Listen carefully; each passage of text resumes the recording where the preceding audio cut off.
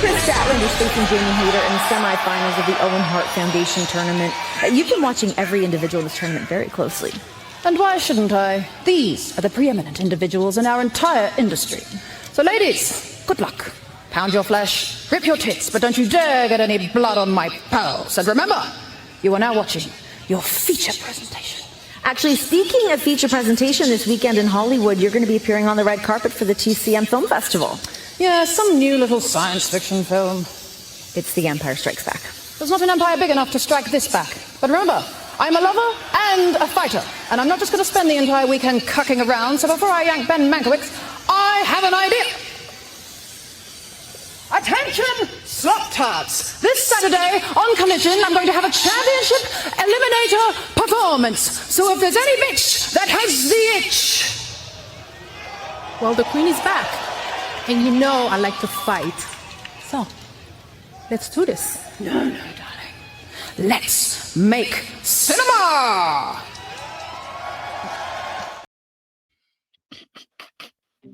The last 17 days I haven't found a way not to end up at your place. I say the first time is circumstantial, the second accidental, the 15 after that were definitely casual. The last 17 days you've made me really uncool. You ruined my hot girl summer. It's casual till it's not. We were doing it for the plot. I'm supposed to be emotionally unavailable. Oh God, I've gotta call this off. Say that it's what I want. Flirt with a stranger, drink till I'm wasted. Do what you do when you're single and fun. I've gotta make this stop. Say that you're not the one. Flirt with a stranger, drink till I'm wasted enough to be texting you drunk. You up? Live from the Man Man Studios in Milwaukee, Wisconsin. You've tuned into the Generation Evolution for Thursday, April 24th, 2025. Happy NFL Draft Day here in Wisconsin. I'm Blake. I'm Christian. I'm Mark. Who's barely paying attention right now. Yes, it is. And you are live. You're live on Facebook and on YouTube and on Twitch. And welcome to the show. We have a jam-packed show, so I'm not going to stall too much here. We have a lot to get to today. Mm-hmm. But it is draft day here, and we've been dealing with it in Wisconsin. I just looked over at the run sheet. Oh my God, one. I'm sorry. I just laughed at a part. Oh, just trust me. You haven't. You're just seeing a paragraph of it. You're literally seeing a paragraph. It is a jam-packed show today. So I'm just going to quickly say this opening song is the brand new Beth McCarthy. He released a new EP, and two of the songs on there I absolutely fell in love with. And this is "You Up" by her. I absolutely love this song. So I wanted to make sure I opened the show when we got back to normal music after our crazy week last week. So I'm just sharing our link to a couple of places people can join the show. Anyway, let me cut the music. So we have a lot to get to. So today's show is pretty much going to be us going through everything that we did not talk about in our recap shows last week. Because everything we talked about last week were immediate reactions to the Wrestlemania Stand and Deliver. Today, WrestleMania Stand Delivered sounds like a whole pay-per-view by itself. There was an and in there, but I see your point. Today, we're going to go through everything else we didn't cover. Not everything else, because there's stuff on here we're not going to talk about. Like, we're not covering any of the political stuff that happened. We're not talking about The Rock, because that was just annoying. What did The Rock do?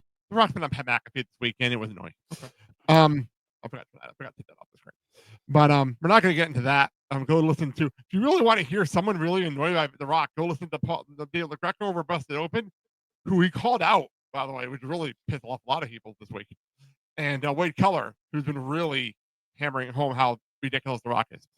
So I'll tell you, go over there if you want to hear about that. We opened up with Tony Storm. Any reason to open up with Tony Storm is good enough reason for me. Fair enough. I love opening with her stuff, so I had to tonight. Slap tarts? There's so many things in there. That's why I didn't even edit it. I just left it. It was exactly the way it was until she got carried away. Renee is fighting for her life every time one of those segments is going on. She's fighting for her life. It's absolutely hysterical. So we're going to start.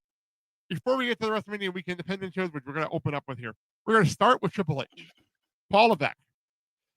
I mentioned this last week on, I forgot what show. We had so many podcasts last week, I lost track of what day I said this on. But I know I forgot what day I said this on. But he was interviewed and he was talking about the IWC, the Internet Wrestling Community. I absolutely hate the IWC. I know that's saying a lot. I think we do a show on the internet, but I hate the comment sections in the wrestling world. So to say I applauded Paul Beck's comments is an understatement. It's an understatement. But people took this the wrong way. We're going to play what he said. It's about 30 seconds. I'm like, keep in mind, this is 30 seconds of like a 25-minute interview. So keep that in mind. Internet's not real life, right? And the bitching and the fucking complaining that is on there, it's not real life. Like you could read the internet and it'll sound like this thing is dead. It's not, like, and I'll use Cody as the example. Cody's already jumped the shark. He's dead as a baby face. He's like, really? Because I don't know.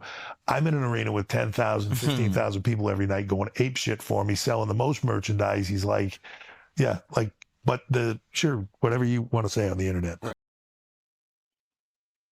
True. Christian thoughts? True. Oh, true. I hate IWC. I always have. Dad, your thoughts? From things I've read this week, all the people on the internet want to crucify him. They want him fired. Dude, they want all that. Yeah. And then WrestleMania 41 was the worst WrestleMania ever. That's coming from the internet. The internet's stupid. Womp womp. People. Okay, I'm going to say this.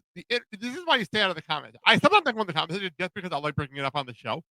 That's literally the only reason I go in the comment section sometimes. Literally the only reason. But reality, stay out of the comment section, people. It's just not worth your time. Unless you're commenting on this show, please be nice and we'll talk about it on the show. But anyway, if you're watching us live, please comment below. But other than that, don't read the comment sections because the comment sections suck in every level and everything. Like today, I saw a picture of LA Knight and his wife up there, and the inappropriate comments in that comment section were terrible. And his wife's hot. Don't get me wrong, but goddamn those inappropriate comments. And the other thing I was going to say, the Joe Hendry came out. I've never, for how much the internet loved Joe Hendry about 3 or 4 months ago. Boy, did they hate him showing up at WrestleMania. Oh yeah. Holy fuck, they hated him showing up at Mania. What was one comment? Oh, from a person that basically shouldn't be here, you spend more time in WWE than in TNA. Which makes no sense, but whatever. He's headlining on fucking Sunday. By the way, I forgot something. So my dumbass, because again, I was in WrestleMania mode last week. I didn't look at the calendar, and I'm so used to TNA PLEs happening on Fridays. I forgot that a Rebellion is a pay-per-view, not a PLE, and it's on Sunday, which is why we're not previewing it tonight because it's on Sunday. Me and Chris will take care of that on Sunday because we have so many things going on tonight. So I'm looking at the calendar, I'm like, oh shit, I messed that up. Good thing I messed that up because we have way too many things to talk about as it is today. We have way too many things to do as it is. So anyway, I just want to bring that up to start the show. So I promised everybody, originally, so a little bit behind the scenes. Originally, I was going to do a show with John on Wednesday this week to go through all the independent shows like we did last year and the year before. I didn't have time. I was very busy with work. And I'm glad I canceled that because I actually got home from work like 2 or 3 hours later than I planned. So I'm glad I canceled that idea. So I said we're going to talk about it here. And I figured you guys didn't watch nearly as much as I did. So it's going to be a lot more fun to talk to you guys about this stuff. Because you guys have no idea what I'm going to talk about. That's the best part for me. You guys have no idea what I'm going to bring up. But we're going to start them. I forgot to write the show down. But our old friend, David, Dad. Yes. I love you. He was a referee in Vegas for the Pandemonium Wrestling show.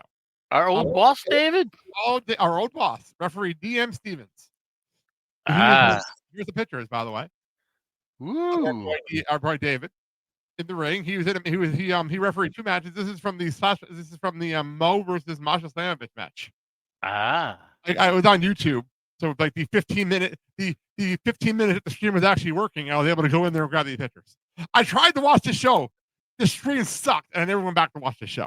I tried to. The card was great. I tried to watch the show live, but it didn't work. I was watching the Defy show at the same time. So okay. All right. Okay, let's start with okay, so we're gonna do this. I'm gonna go through the show at the start, and I'm gonna give my thoughts, best match, first match, and then some WTF moments that happen on these shows, and you guys can comment along as we go. Okay. This makes life easier. I'll start with the WWE ID tournament. I was so excited for this tournament. I was so excited for this. I watched Evolve. I was very excited. I watched 2 tournament match shows. If you ask me the format of this tournament, I can't even tell you. I can't tell you. And I watched 2 shows from 2 different companies. I watched the DCW show and I watched an SFW show. There's no brackets. There is nothing. All I can tell you is that the men's side is double elimination. The women's side is a round robin tournament. Who's in it? No idea. What's going on? No idea. What are the standings? No idea. And I watched everything, and I can't tell you. But then, how can you call it a tournament? Thank you for making my point. Thank you for making my point. I was so confused by the format of this thing, and I watched 2 shows of it. And there's non-tournament matches. There's play-in matches. There's just set a bracket and have a tournament. I know the plane matches are normal matches, but my dumbass immediately went to people fighting on a plane. I said play-in, not plane. Oh, my bad. I said play-in. Well, my joke still stands. I'm just gonna wait for someone to do a 619 on the goddamn airplane. Why not? They threw Rey Mysterio off a roof once. They're gonna pile drive someone out of the airplane door all the way 100 million feet to the ground. That kind of Kristen's going off on a tangent. That kind of night, guys. It's gonna be that kind of night tonight. There it is. So I just wanted to throw that Now out it's a there. show. I have 0 clue what the hell's going on in this tournament, and hopefully, actually, you know that part? I have no idea how to watch matches after this weekend. I have no idea. I'd love to tell you. I don't know. Oh, maybe when they tell me what's going on, because I literally went to the WWE ID Twitter page, which is actually fantastic for finding the matches out for the weekend, and they're not explaining it. So I can't even. I go to the source, and they're not explaining it. What a great show. So, really? This is where we're starting this. Okay, so that's number 1. Okay. Dragon Gate. They did 2 shows. I only watched one of them. Kind of time to watch the second one. And the one I watched was the Thursday night show. It was called Rebirth. The Wednesday night show, which was called Rebirth. And it was the first Dragon Gate show in 10 years. Dragon Gate USA show in 10 years. I didn't realize it's been that long since we had a Dragon Gate show. Best match of the night went to Rich Swann and Willie Mack versus Ben K and Heo and the Garbage Pail Kids. This match was so much fucking fun. It was so Garbage Pail Kids. But you know what? Think about who the first team I said was Rich Swann and Willie Mack. Yes. It was such a fun match. It was so entertaining. I needed that match. I kind of needed it because I was kind of struggling after watching the tournament. So I needed that match. You know? Worst match. So last week, you were here, Dad, for all the previews for all these shows. Yes. You're full of that. And John was super excited for Ho Ho Lou. Haven't heard that name since the Cruiserweight tournament. There is a reason why I haven't heard that name since the Cruiserweight tournament. The match against Rance Maddox was so bad, but it doesn't even qualify as even close to the worst match of the weekend. It doesn't even close. God. Trust me, I have some bad ones. And then I don't know why I had to watch Ultimo Dragon in a wrestling match in 2025. Wait, I thought Ultimo Dragon retired. I thought he was dead, honestly. I thought he retired within the last couple of years. Well, he was wrestling on Wednesday night last week. At least it wasn't Jushin Thunder Liger from the New Japan show we went to, who couldn't even go over the goddamn. That wasn't really him. I know. That's why we didn't bring it up and review the show. That was a fan. That was a fan. That was a fan that was dressed. No, he was in full Jushin Thunder Liger gear. I have pictures of it. Full gear. The front row was fucking crazy. I saw that. He tried going over the barricade. He almost busted. I invited him. Yeah, and then he jumps over and comes in. You're talking like you were there. You're talking like you were there. You were not there. No, I saw the pictures. The pictures don't do it justice. He didn't jump. He tried. That was a picture I took. He didn't jump. He tried. He climbed and he almost fell. He almost fell. Twice. Tried to get over and then try to go back over. And then they had to go back because the referee realized, why are you here? The referee was looking at me like, why are you here? They got a chair for him and everything. It was so bad. Anyway, okay, let's go to Defy. I watched this show live on Thursday. After I played out with those shows, I watched this show live. This was actually a good show. It's actually not a bad show at all, honestly. This was a good show for a live show. Can I just give Fight TV a lot of credit? I'm back in the old days where the streams were so bad, like so terrible. And the streams, every stream on Thriller was amazing. Every single one. The shows may not have been great, but the speed in the streams were great. I can't complain about that at all. They finally tweaked their system. It was fantastic this year, streams wise. Anyway, because this is the only show I actually watched live, and the stream was fantastic. That's why I'm sure I clarified that. So the 5 wrestling living proof. I got a couple of great matches on this show actually. Kenta versus Mance Warner. Ooh, that was awesome. That was so much better than I thought it was going to be. It was so much fun because Kenta could be hit or miss, and he was definitely hit on this one. It was really good. And then Clark Connors, ELP, and Man Like Duries. This match was fantastic. This match was the main event, and it was fantastic. Like, oh my god, might have been one of my favorite matches of the entire weekend. I really enjoyed this. The worst match. If we can, the Rock and Roll Express, please retire. Can they please retire? Oh my lord! This is going to be the first time I'm complaining. This is not going to be the last time I'm complaining about them on these shows. They faced off against Midnight Heat, and I think I may have fallen asleep. Not to be followed up by having to do with an Evil match right afterwards, because it was Evil versus Michael Uku. And boy, this was also, why did I have to watch this in my life? Why did I have to watch this match? I may have walked out and made a sandwich and came back. I may have actually made a sandwich and came back. So, are you saying that type of match you should be watching when you're inebriated or have some it was CBD gummies? It was the middle of the day. This is the middle of the day. Okay. On Thursday. This is the middle of the day on Thursday. Oh. It wasn't even on Saturday. All right, let's go to Progress. This is all Friday. I watch these shows on Friday now. Friday morning, Thursday night, obviously, we did the show. We did this show, and then we watched Collision. After the show, after CJ fell down and whatnot. We watched Collision. Make sure he was okay. By the way, for those wondering, if you're watching the show live last week, obviously I edited it out of the broadcast when I posted it up. Christian did not get a concussion. He's okay. Just wanted to clarify that. I'm good. People that are watching it live last week, I just want to clarify I'm good. Just it just hurt. Yeah. Like after a few hours, he was fine. Just want to clarify that. Anyway, Progress Wrestling, I watched it on Friday morning. It was the first show I watched on Friday morning. Chapter 179. Jesus Christ. I am so disappointed by this because they did not give me a clever name. I really wanted a clever name. We didn't get one. Progress in Las Vegas. Progress. This is called Progress Las Vegas. Oh. That was the name of the show. I'm very disappointed by that. And Christian didn't understand. Dad knows. Dad gets it. That I love Progress's clever names for their shows. It's one of my favorite things. They didn't give us one for this one. I say this because I'm trying to find the next show on here because I'm on Progress Instagram page. I'm trying to find it. There's a show. I love the names of their shows because they're always creative and funny. And this was not. This was not. You know, you should name the show like Viva Progress. Something like that would have at least been creative. Like that would have at least been. I can't find one right now because everything on here has to do with the Vegas show and the super sweet and the super strong style 16. So I can't find anything right now. But your dad knows it. Oh no, here you go. Their next their last show was they have episode 182. It's called Stay Humble. That's what I'm talking about. It's show titles like that I absolutely love. Anyway, best match. This one goes to the women. This match was great. It was Nina Samuels defending the Progress Women's Championship against Riho and Vert Dixon. This was so good. This was so exciting, and I honestly had no idea who was going to win, which made it even more fun because any of these three women could have won because the other two are former Progress Women's Champions. So anyone could have won. So that's what made it awesome. I don't have a worst match from the show because it was a good show, but I do have a WWF moment, and I know Dad's looking at the run sheet like, what? What the fuck? Who is this? Let me just play the clip, and I'll explain what happened here. This is the finish of the Progress Protest Championship. This is an open. It was a vacant title, and it was a 5-way match, and this was the finish. Champion! Hauser's a new champion!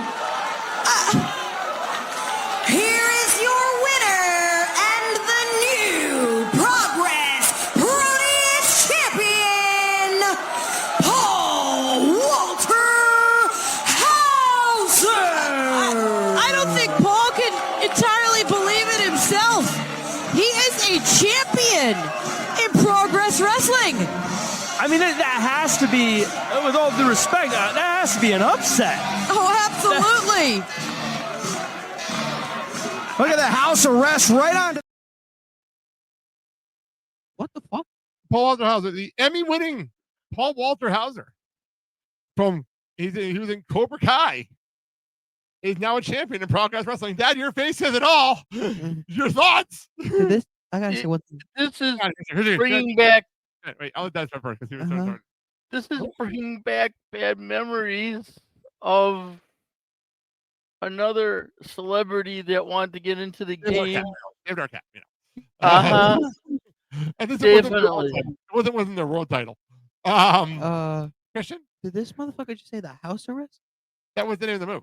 Oh, I thought you just said house arrest No, for it no was the reason. name- I was like, it was the what? name- it was the name of the finishing move. Okay, So I'm about to say, It why was, did you it say- was the Haas arrest because Hauser. Oh, okay. Sorry, all I heard was you house didn't. arrest? No, his accent threw you a little bit. No, Sorry about it. I heard house But arrest. I was like, what? The way the announcing team was for the show, it was the Progress lead announcer for the UK crowd, and they had crap for the women's side. She was a Epi show, and she's married to T-Ball. I have no idea. I know Dad knows that. I can't think of her name right now. Married to Speedball. Yeah. I can't think of her name. It'll come to me. Was she also doing commentary for Ring of Honor? Yeah, for a while, but I can't think of her name right now. It'll come My to me. dumbest, but say Stacy. It'll come to me eventually. So that's why those are the voices you're hearing on that show. I had to play the clip because I knew you wouldn't believe me if I didn't just play it. If I didn't just play the clip. I still don't. I watched it. I watched it happen, and I was stunned. I watched it happen. All right, let's move on. TNA Unbreakable. This is a weird show. I said it when we were previewing it. I don't know why this show happened, except for the fact they needed to show on WrestleMania weekend. To be quite honest with you, I don't know why this show happened. Oh, thank you. Maria in the chat, help me out here. Beta Scott. Thank you. Yes. Let me Exactly. bring it up on the screen here. You're right. Maria, showing there we go. Maria Gonzalez. Oh, hi Maria. Old show. Hey Maria, how you doing? She was on the old show back in the day. Hello. She was on the old show back in the day. Thank you for the assist. Thank you. It was completely blanking me. Thank you very much. I'm not going through the show, by the way. If you want to comments as we're going along, help yourself. Anyway, so this show was weird because really, if you watched it, it was a commercial for Sunday Tape Review. It was a commercial for Sunday Tape Review, but commercials? No, it was promotion because every match had to do with Sunday Tape Review, except for one. Actually, they were doing a mini tournament for a title that didn't exist, and one of the matches was a blow off for the feud. So pretty much best match of the night, I had to do something by default. It was Mike Santana and the Hardys versus Mustafa Ali and the Nemitz to set up the Mike Santana versus Ali match on Sunday and the Hardys versus the Nemitz on Sunday. Brothers versus brothers. That's happening. And then the other thing, worst match. This match, it was awful. It was an open challenge by Moose. I thought it was a title match. It ended up being a non-title match. It was versus Sidney Acom. You know him better as Reggie. Oh. From the NXT days. This match was not good. It was not a good match. He didn't do his leap and he's flying and against Moose. What did you think was going to happen? Squash match. It was 5 minutes. It wasn't good. And then we did our title change, obviously, for the brand new title, the TNA International Championship. We did a triple threat mini tournament. It was 3 triple threat matches that led to a triple threat match. Wow. Because they wanted to get rid of the Digital Media Championship and they brought in the International Championship. And this was a tribute to the 2005 Unbreakable triple threat main event between AJ Styles, Chris Reynolds, and Samoa Joe. I swear to God, that's what this was. Okay. Steve Macklin is the international champion. He pinned AJ Francis. The match was AJ Francis, Eric Young, and Steve Macklin. And in turn, that means on Sunday, it's going to be Eric Young versus Steve Macklin for the title because he wasn't pinned in this match. Okay. Got it. At least I could explain that. And last week we were joking about the barbed wire matches and everything. We had this is my WTF moment of the show. It was Sammy Callahan versus Manswater in a barbed wire massacre. Only the 3rd barbed wire massacre in TNA history. Did you have a video or pictures of this? I do not because I didn't want to watch it again. I didn't want to watch it again. Was it that bad? If you really want to, go on TNA's Instagram, TNA social media and watch them staple a tongue to their board and slam it off the floor. That's the thing that happened in this match. There you go, Sal. Find some video of that. He sent it to me. He sent it to me. He didn't sent know it that. to you. He didn't know that actually happened, and I had already watched it. All right. Let's get to the show. that I wasted my time watching. I see it, and that's actually pretty funny.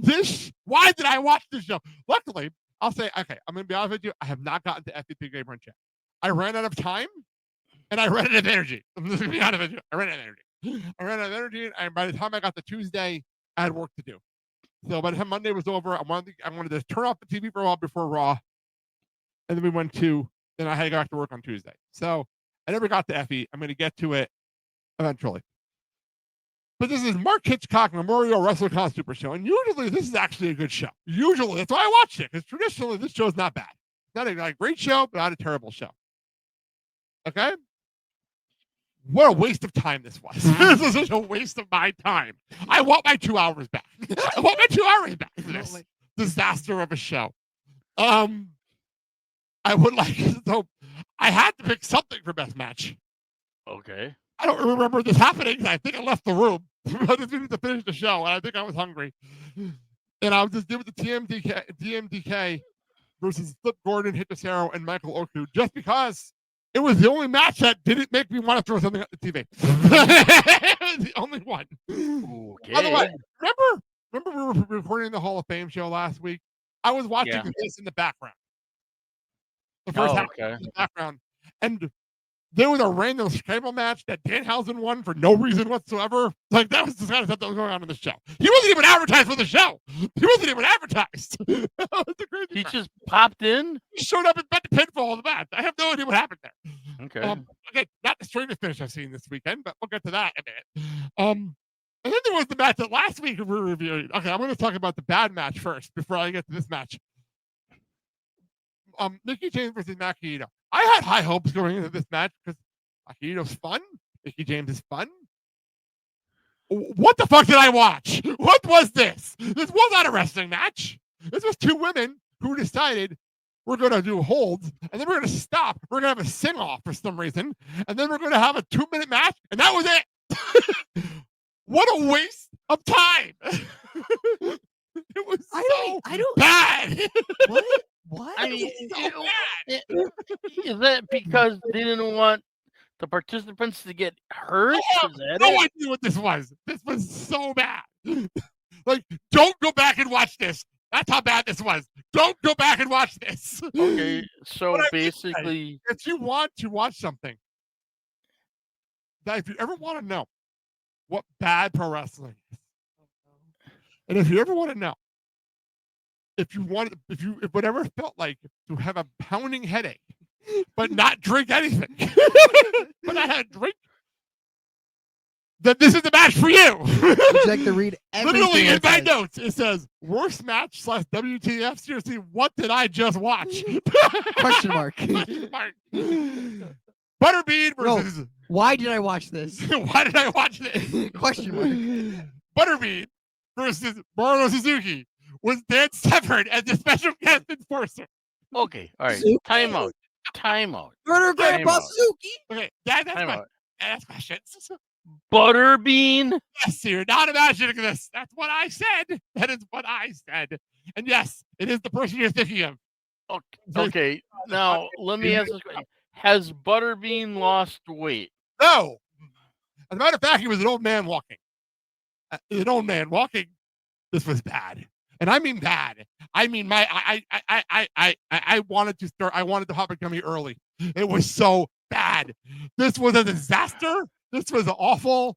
The men, and I give Suzuki credit. He tried to make this watchable. No, it couldn't happen. It didn't happen. These two did something in the ring. Couldn't tell you what it was. It wasn't wrestling. And then they went to the other. What did I tell you to finish? Okay. Because notice in the notes, I didn't have a winner. Notice that I didn't put it in the notes. Because this match ended on a double count-out disqualification. I'm done. How? Because Dan Severn, how it both met out, and nobody knew. And nobody paid attention to it. Wait a minute. Nobody got that? Listen, because we're too busy watching two old men punch each other in slow motion on the outside. What? And instead, Dan Severn apparently is in the ring counting very, very slowly. It was one of the slowest touchdowns in the history of mankind. He may have counted the 45 at that point. It was so bad. And then Suzuki hit the bell rang, and nobody knew why. Nobody knew why the bell rang. Nothing ever happened. To Suzuki's credit, he's usually more good, better. So I mean, especially when he has matches like Ishii. Just wait. Let me finish this because I'm not done. Suzuki gets in the ring, confused, because nobody knew why the bell rang. Nobody knew why the announcers didn't know why the bell rang. The announcers didn't know what happened here. So he gets in the ring and looks at Dan Stafford like, what the fuck? Exactly what he said was, what the fuck? In the murder grandpa way. And the crowd starts chanting, let them fight, let them fight. In a match I'm going to talk about, a blood sport, the chant actually worked because of the rules in the match. It was in the fight. Well, Dan Stafford pretty much told the crowd to go fuck themselves because he literally reiterated, this match is over. It was a double count out. We're done. And he just walked away. He just walked away, leaving Suzuki in the ring and Butterbean on the outside looking so confused. Okay. And the crowd was so apathetic. They didn't even boo. They did not even boo it. It was so bad. If memory serves me right, I remember Butterbean when he was younger getting into wrestling, and I'm trying to remember if it was with WCW. You did something with him, and it didn't work then. It was WWF against Bargun at Oh, was that the Brawl for All? Yeah, sorry, that's trying to explain. Go ahead. This finish up. Oh, yeah, I think we're done. This because this is bad. Because I was saying the only reason why this match was good was because of this. So that match of the night. That was so bad. Oh my god. Oh my god. Let me get to a show was actually good. Let's get to a show that was actually good. Josh Barnett's Bloodsport. I'm turning into a fan of this show. I'm turning into a massive fan of this show. John got me into Bloodsport a couple of years ago. And for those who never watched Bloodsport is pretty much you take the ropes down and you have staged MMA fights. And during these staged MMA fights, there's rules, there's like strict rules and time limits. And sorry, Christian happened to fix his shoe. And I'm trying to help him while I'm talking. I'm holding the mic. I'm trying to help Christian fix his shoe over here. I have to do this after the show. I might be able to concentrate on it. Wait, almost had it. I'll have to do it upstairs. Remind me upstairs. I'm sorry. Anyway. So for context, I'm just doing this with the mic up to his mouth. I'm just doing this, holding the mic like this. And it's just and he's just like working at the shoe. In mid-conversation, I'm just trying to look at what's going on. But anyway, so Bloodsport, it rubs you down. You have fights, there's rules. The cool part about Bloodsport is they bring all the fighters out before the show and introduce everybody individually. I love this stuff. Absolutely love it. It was such a good show. I don't even have a worse fight. That's how good of a show this was. I don't even have a worse fight. It was that good of a show. Was every match great? No. But was any match bad? No. That's how I'll say it. If you go out of your way to watch the show, it was a great 2.5 hours. Like it was so good. I will give best matches. I have a couple of them. That's how good the show was. I have a couple of best matches. Pete Dunne versus Timothy Thatcher. That match was Pete Dunne won. That match was great. Zack Sabre Jr. versus Jonathan Gresham went to a time limit draw.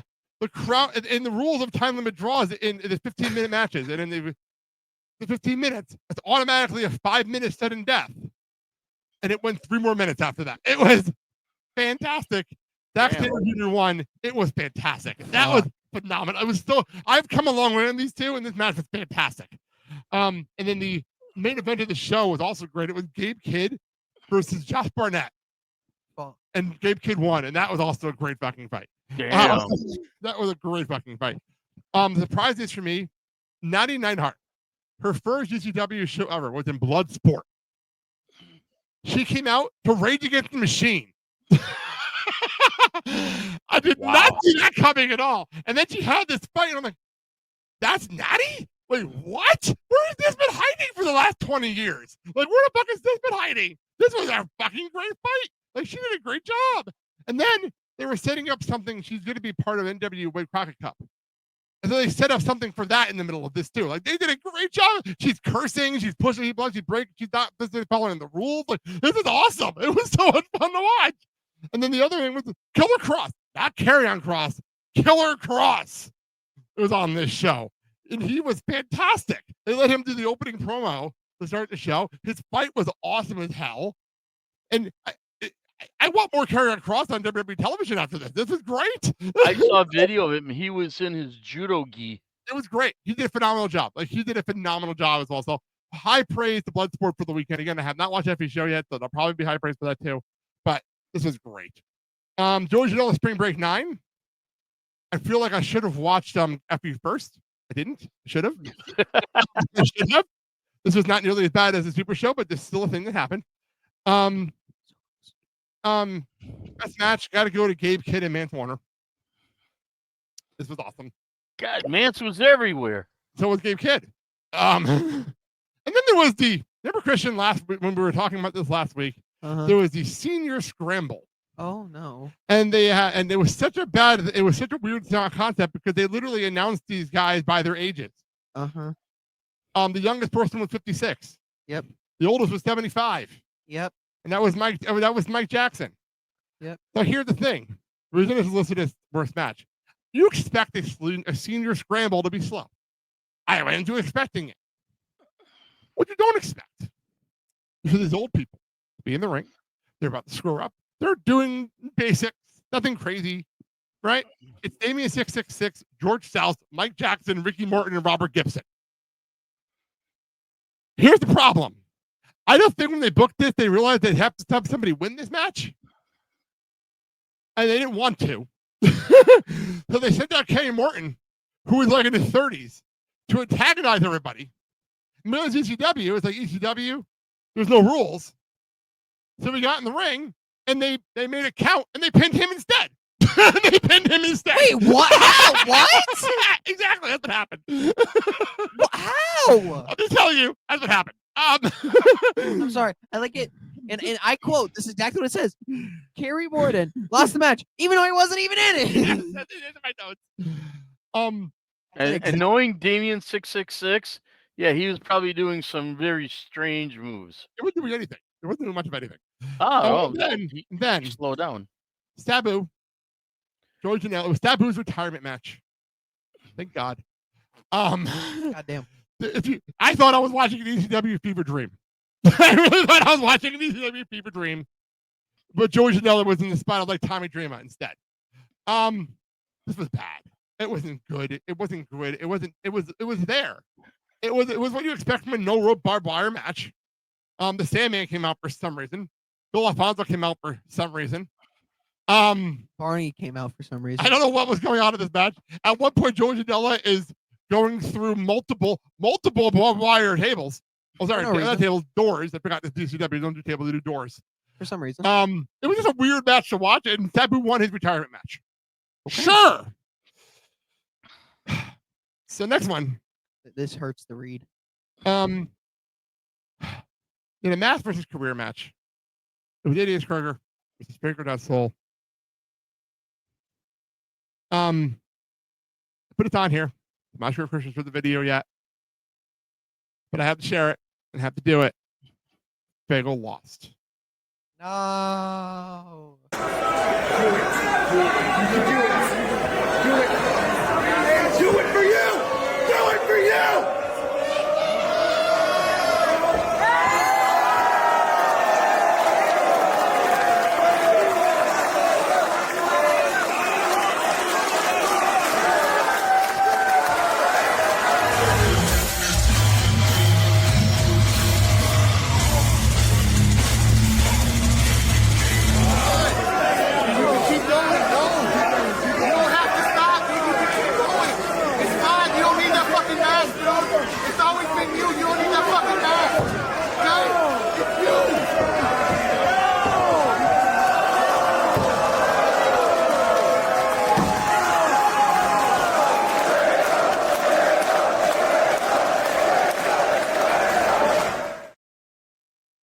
No.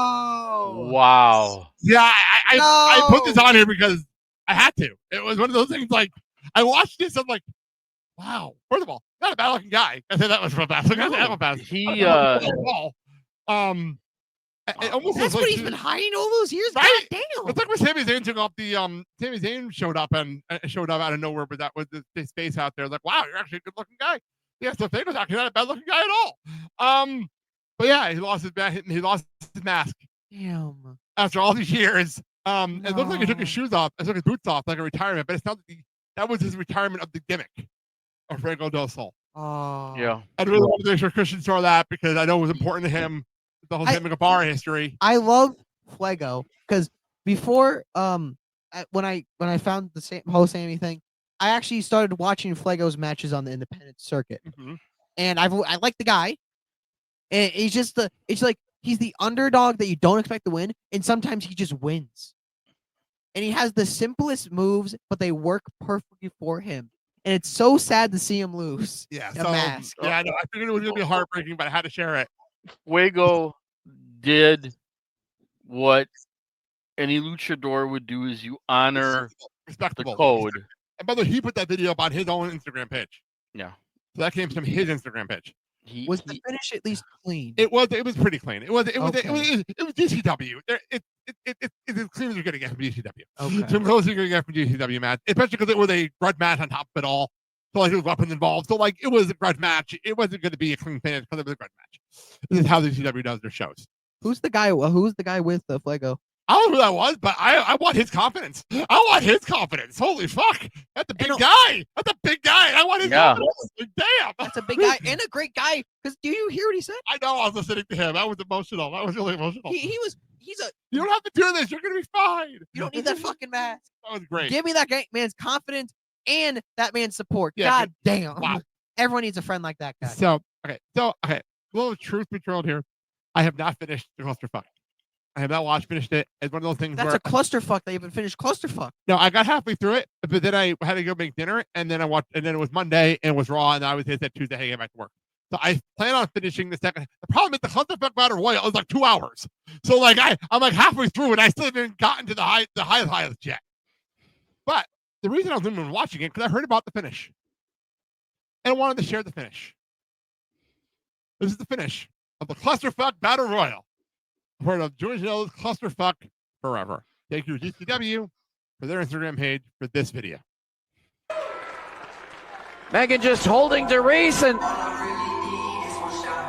another entrant about to make their way to the ring. No way! He's here! Standing on the stage and he's introducing. No way! Oh my God! Brody Lee Jr. entering the matchup. -1 makes his professional wrestling debut. Give the assist to Dashing Chris Bay.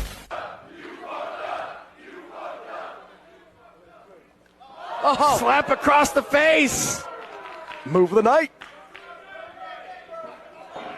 Whoa, swing and a miss by Janela. Big clothesline. Yeah. Turned him inside out with it. Guys, Brody Jr. might do this. Stunner! And Joey over the top. Whoa, Joey eliminated.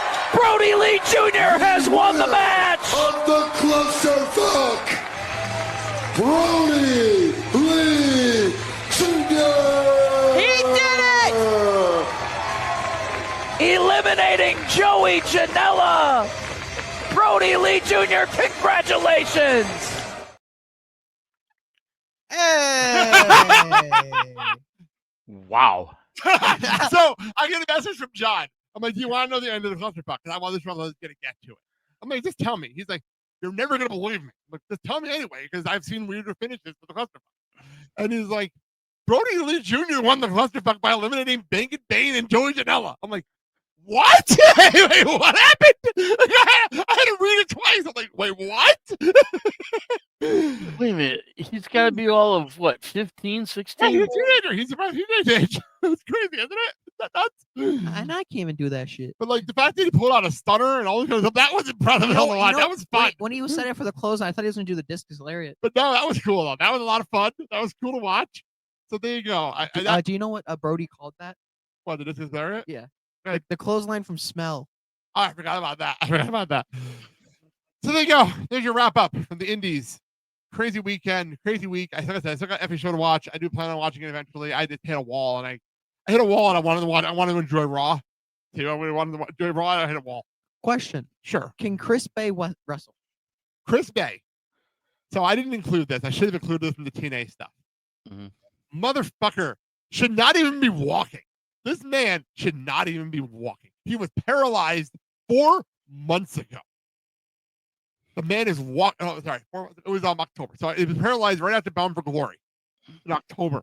A quick question about the paralyzed. Was it immediate paralyzation? Yeah, pretty much. So as soon as if you want to hear this, it's really emotional. I just warn people about this. Chris Bay was interviewed. First interview was on Chris Bay's podcast. It is emotional. It is extremely emotional. He was in a match against it was ABC versus the Hardys. The match never aired on television for this reason. Okay. For this very reason, because of why. The reason why. Aired every match on this is the same night. Speedball and Chris Bay both got hurt, and the matches got edited out. They had to edit around it on the TV when they aired the show on TV. But so Chris Bay, he landed wrong. It wasn't even a bad move. He just landed wrong, and he felt it. And and Matt Hardy, to his credit, caught on immediately, and it almost I had to stop the match to get him out of the ring. And then Jeff finished the match, and we moved on. Jeff and Ace, I'm guessing. Yeah, they finished the match because it was a title match. They finished the match, but the crowd knew something was up, and it took them 25 minutes to get Chris out of there, up on a gurney to get him out to a hospital. He went immediately to the hospital, and he went and had surgery, and he was paralyzed from the waist down. This is October. So he can move his arms, correct? Right. It was paralyzed from the waist down. By January, he was walking. He shouldn't be. I have no idea how he was walking, but in January, there's a video on his Instagram page. I was going to bring it here, but we didn't have a time that day. He was walking. Then he, the morning of the TNA show, they were doing a brunch. The Hardys and all them were doing a brunch. Kind of a Q&A. It was hosted by Tom Hannigan. They surprised everybody by having Chris Bay walk out on that. Emotional as hell. Well, on the TNA Unbreakable show, they had Chris Bay come out with Ace Austin. There was a dry eye in the fucking house. It was emotional as hell. Like, it was so emotional to watch. Like, the man should not be walking, and he's doing it, and he might be able to wrestle by the end of the year. How fucking crazy is that? That's amazing. Like, there's a possibility if he works hard enough, he might be able to wrestle. But 1 year later, he might be able to wrestle. That's amazing. Absolutely, it's a miracle. It's a straight up miracle. Yeah, and this is all from his determination and his never say die attitude. And the best story never written. That's what he's calling this right now. Yes. Right. And I am sure that he looks at this as a second chance, but I'm sure. Like I said, go into the interview with TVV. It was emotional as hell, but a really good interview. So one of TVV's best interviews in a long time. That's saying a lot because he has had some great interviews lately. That was a great interview. So I can say this for it, hey, Chris. Hey, we wish you nothing but the best, and if you can come back and do this, God bless you. I love it. Even if you just managed it, it's Austin or something. Just to see him back out there was amazing. If all fails, for the love of God, be careful. 100%.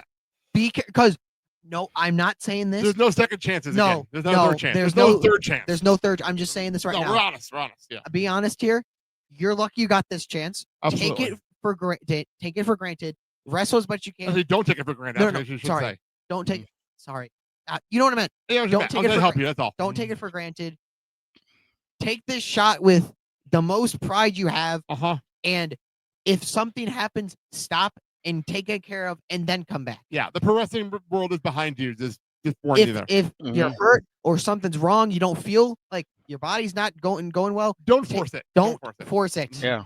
So, all right, let's move on. Let's get on. So right before Mania week hit, there was a bunch of New Japan news, and it was after our Wrestling City Riot show, so we didn't get a chance to talk about it on the podcast. So we're bringing it up here.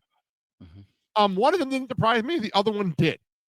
Like, one of them I saw coming a mile away. The other one I did not see coming. Let's see. Press the right button here. Let's start with this one. So Jeff Cobb, the co-owner of the IWGP Tag Team Championship, they won the title. Him and I think it was Great O'Khan. I don't remember anymore. Yeah, yes, they won the title. Great O'Khan. They won the titles. Well, they no longer are champions because Jeff Cobb he requested to be released 6 months ago. They finally granted it, of course, and it sounds like he's bound for WWE. Yes. Whoa. Yes. As of this is actually pretty recent. It sounds like he actually tweeted out then, now, and forever on his Twitter page. Yep. So it sounds like he's destined for WWE sooner than later. So I'm not gonna lie. The problem is he's close to his 40s. So I just get him in now before it becomes a bigger issue. But I'm excited for this move. So the other one. So I wake up the other morning. It's kind of waking up. Obviously, I was on vacation most of the last week, so I was only half paying attention to what I'm reading.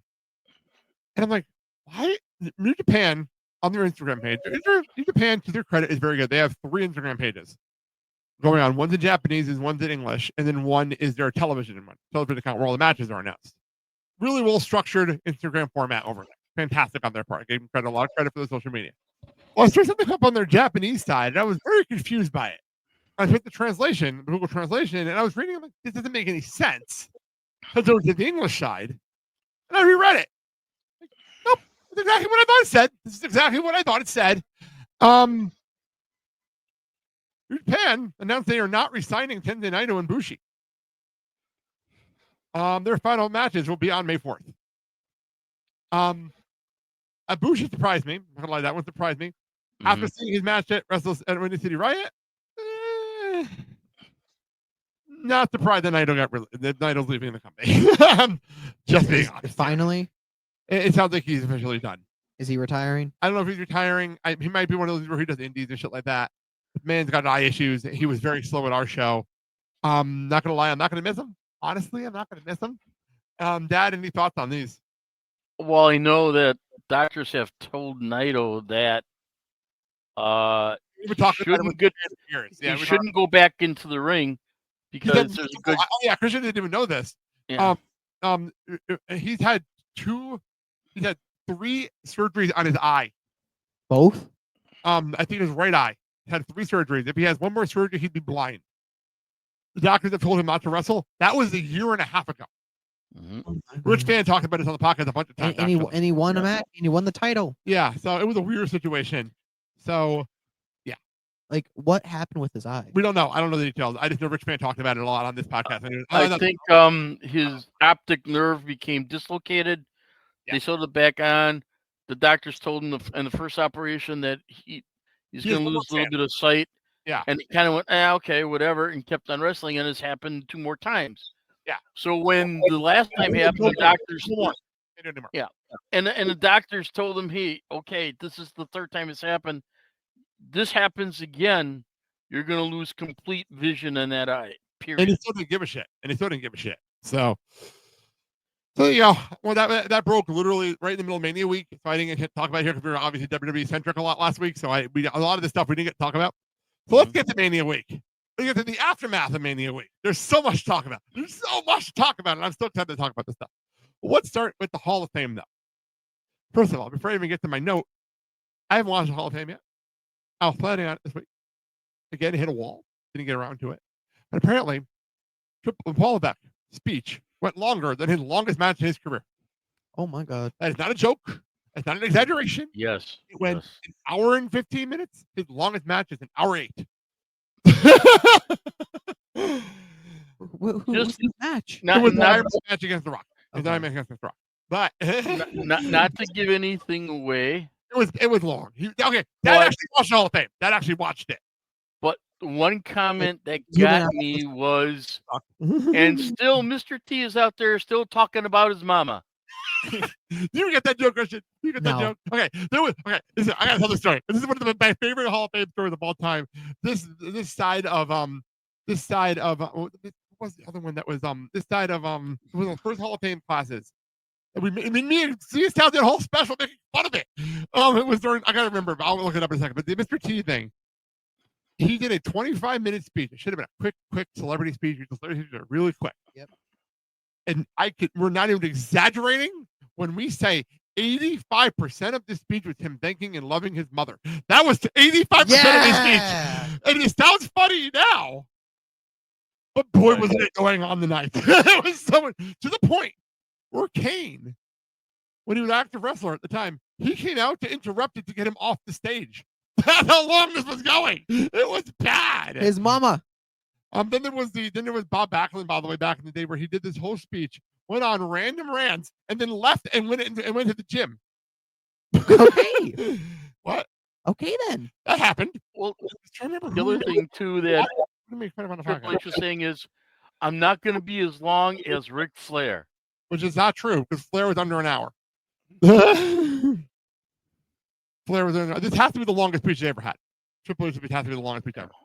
It has to be. And then I'm talking about Hillbilly Jim that went 35 minutes for no reason. Who? Exactly. I gotta quickly look up the Hall of Fame class. This first Hall of Fame class. I need to remember who this was because it was one of the. Still trying to fix his shoe and he almost got the microphone. but just to put you that when you watch that part, have a Kleenex handy. I'm good, thank you. I'm good. I've already gotten emotional enough over stupid stuff this week. I'm good. Okay. Man, I have it up here. I just had to figure out what the first Hall of Fame, official Hall of Fame class, not the Andre the Giant class, obviously. It was the first time they did this stuff. Just looking up real quick because this was. I'll have to find the audio of this because it's one of the funniest shows we ever did. Ever did. 2004. Here it is. 2004 Hall of Fame class. There it is. Thank you. Had to find it. I still have the DVD. The DVD is actually part of the WrestleMania 20 DVDs. I thought we were able to do this. Hang on. I'm finding it here. Oh, was it this year? It wasn't that year. What year was it? Bothering me that I can't remember this. But it was one of those speeches that went so long. It was so bad that it was like, what are we watching? Oh no, Iron Sheik. It was the Iron Sheik one. Oh, my Lord. Okay, all right. Okay, he was not. I don't know what was going on in the speech. But oh my God, he was rambling. He was talking. At one point, I think he's threatened people's lives. At one point, he started talking about Hulk Hogan, who by the way was right behind him. He was right behind him, by the way, because he was in this class. It was to the point where they played the music, and he still was talking. They played the music. They played him off. I thought he was done. The music stopped, and then he kept talking. And then he kept talking for 5 more minutes to the point where Bobby Heenan had to get up and pull him off of the platform. It was so insane. Oh my Lord, we've had a lot of crazy moments at the Hall of Fame over the years. And then there was the time that they cut the Hall of Fame off. We were watching the G1 Supercard, New Japan and Ring of Honor that night, and we were going to watch the Hall of Fame later. And the Hart Foundation was getting inducted, and a fan comes into the ring and attacked Bret Hart in the middle of his speech.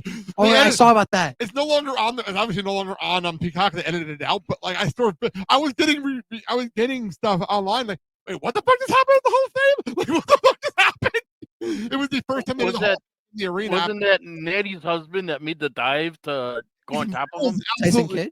It was Tyson Kidd that interfered, punched a guy in the. It was absolutely insane. I saw the clip. I was like, holy shit.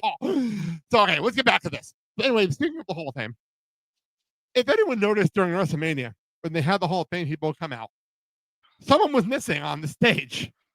Oh, yeah, someone definitely. It was one Lex Luger. He wasn't on the stage. Well, apparently, he got a booking over at WrestleCon for a meet and greet that paid him more, so he went over there instead. Oh, my God. Well, I don't blame him for taking the money. I'm sorry. You go to the Hall of Fame thing, go to WrestleMania, do the Hall of Fame, or do the WrestleCon thing in the morning, reschedule it for earlier in the day, and then go to the WrestleMania, and then do it the next day again.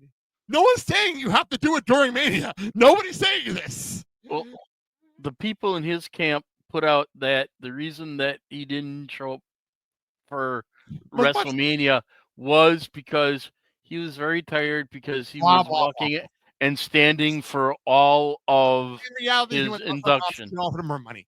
In reality, so you're part of WrestleMania Hall of Fame and you pass on that. Yep. Only the second person I've ever seen actually pass on the Hall of Fame. Who was the first one? Bret Hart, because he felt uncomfortable in 2006. Why? Because there was his first appearance back since the screw job. and he felt uncomfortable showing up in front of the fans.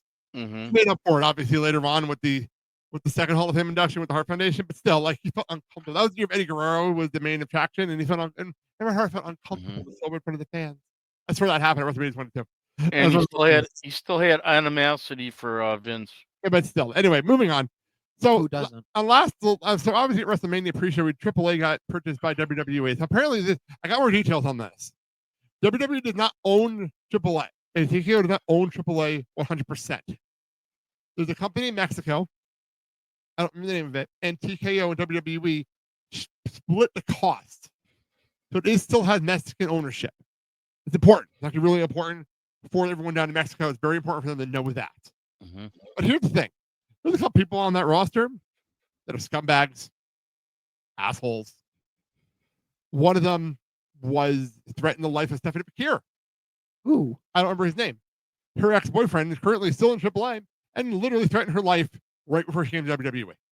Fuck. Not a joke. Not even exaggerating. A joke No, whatsoever. that's true. So I'm going to keep an eye on that. That hasn't been addressed yet. But what has been addressed is the AAA Mega Champion. Their world champion has been released. Alberto Del Patron has been released. Alberto Del Rio. Yeah, well, Del Patron, he had been released. I'm not surprised by this whatsoever. I'm not at all surprised. He left the WWE on extremely bad terms. And if they wanted to work anywhere, if they want to have any kind of relationship in the future with Paige, which I sound like they do, you don't want Alberto working in this company. So, question, why? No. The reason that Alberto Real, let's say it. Yeah, Alberto Del Rio. Him and Paige Soraya were together for a long time. They were actually on Total Divas as a couple. They had a very abusive ending to their relationship, a really bad abusive ending to his relationship, and to the point where the reason that Alberto is in AAA is because he's really not allowed in this country. He's really not allowed back in this country. He hasn't been back in this country in years. He legitimately hasn't been back in this country in years. Because of that? Because of everything that's gone on. I think there might be a lawsuit and everything, too. So, like, there might be a whole big thing. So, I mean, yeah, the world champion. Bye-bye. yeah, so that is that. So I want to make sure we covered that. Well, now we got a vacant title. So yeah, well, it's the same belt that got vacant. This is the third time this belt has been vacated by a mega star. Because Kenny Omega held the belt, and then he got hurt, so they vacated it. And then Kingo had the longest fucking reign ever and had to vacate it because of injury. Yep. Over 600 days and had to vacate it because of injury. And here's the thing with Alberto de Patron, Del Rio, whatever. By the way, I don't think CMLL will even touch him because he's that. AEW is involved with CMLL, so they wouldn't do that. Yeah, because he's that volatile. One other thing I want to bring up here when it comes to I completely lost my train of thought actually. So never mind. All right, let's go over. I have tons of clips. I have clips. God. I love clips. I love clips so much. My favorite thing in the world. You know, you just look like a kid in a candy store. Oh, trust me. You have no idea what I have on here. Oh, you just see my notes on the run sheet. You don't know what the hell the notes mean. You don't know what the notes mean. Most of these boats. So let's take you back to the Friday before WrestleMania. Thank you. You didn't even get that joke, but thank you. I know it's like a rewrite. It's from Wayne's World. By the way, movie that actually Nick Wayne? No. The Wayne's World finishing movie is named after the movie Wayne's World. Legitimately, that's actually the name of it. Anyway, let's go back to the Friday. They had that big kickoff press event. A big event with the fans. They have press there. It really is fluff. It's mostly fluff to set up WrestleMania weekend. It's all it's really there for. It's got the crowds riled up. I stopped watching it, really, because it's just fluff. But if something fun happens, like last year, Michael Cole and Cody Rhodes stage diving, like that's fun. This year, a clip was went viral on Friday night during SmackDown that I did not see coming. And it's simply breaker math. Oh, no. They say that all men are created equal.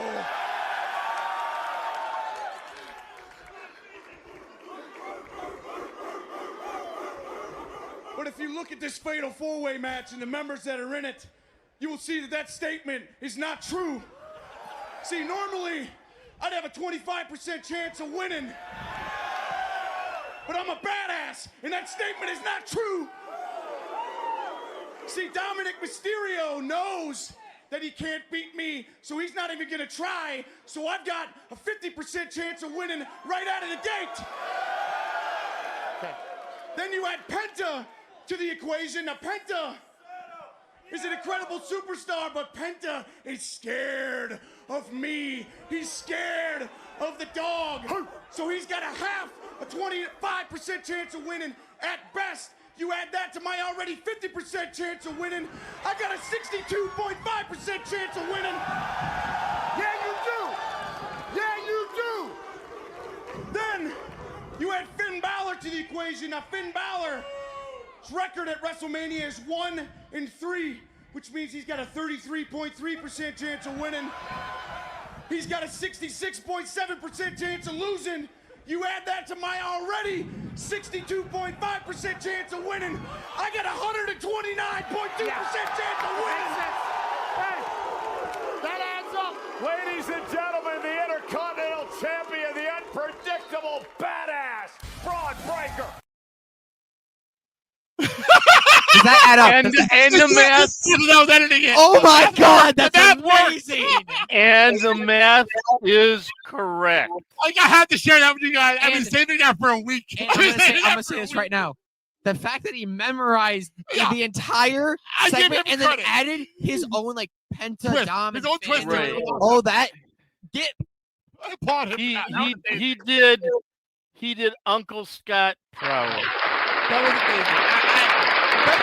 That was oddly set up by Scott on Twitter the day before because WWE on Twitter went and said it's a 25% chance of winning this match, and Scott tweeted out, "I wonder how the math works." And the next day, Braun did that on the stage. I'm sure that Braun was talking on the phone with his family and said, "Okay, if we're gonna do this." They were there. Simon were there because Dom has a video interacting with them. But they were there. So that's amazing. Absolutely amazing. So I wanted to share that. I've been wanting to share that video for a week. Kudos to Braun and family. Kudos. I don't send these videos to you. I want your reaction on the air. I want your reaction. Wow. So this morning, this morning I get a message from Mandy. Oh, it was last night. This was last night. So I saved this immediately. Apparently, there was an old lady walking around backstage at WrestleMania. Apparently, it was a fan.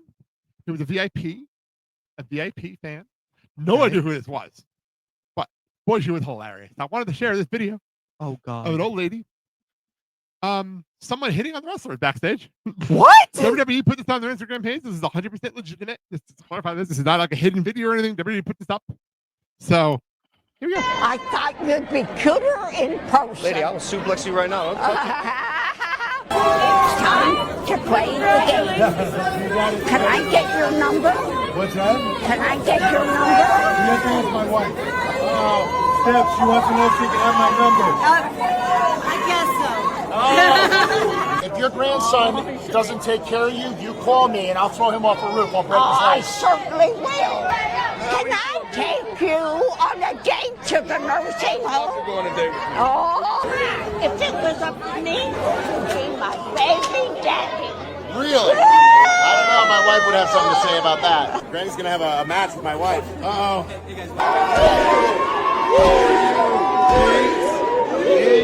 Your wife said I could take you on a date. Oh, I love that. Thank you. Oh, we're going to have a wild night. We got 2 words for ya.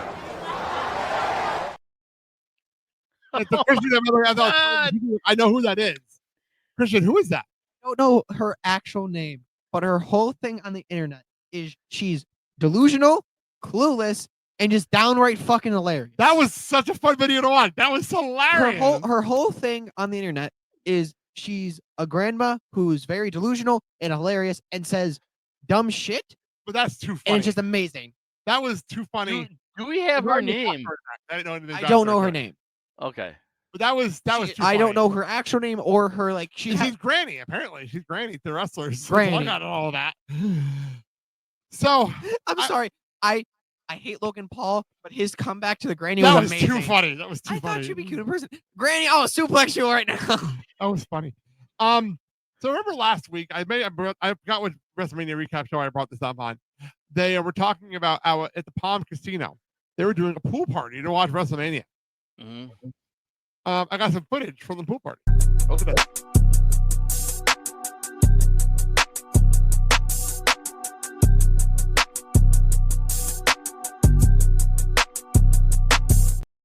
Was from Vegas' official Instagram page.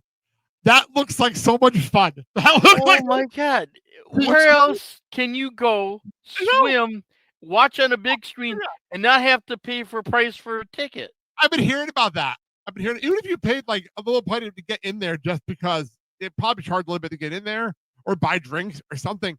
What I would have done in this situation, I would have gone to Vegas, gone to the world.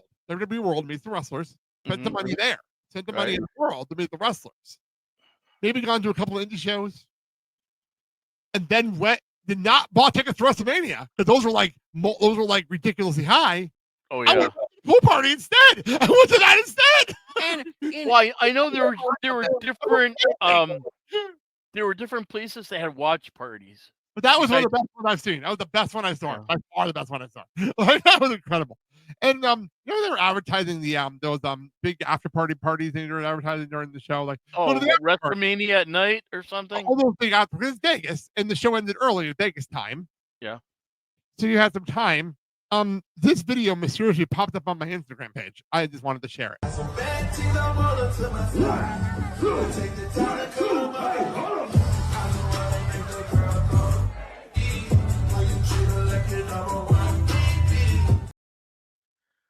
That was Liv Morgan, Kelly, and Raquel Rodriguez. Where the fuck did Liv's clothes go? I have no idea. That was my first thought when I saw that video. She's from Jersey. Things. She's from Jersey. Just go with it. Fair enough. You know about that? I know people from Elmwood Park. That's where she's from. So Fair enough. I'm allowed to make fun of Elmwood Park. I'm allowed.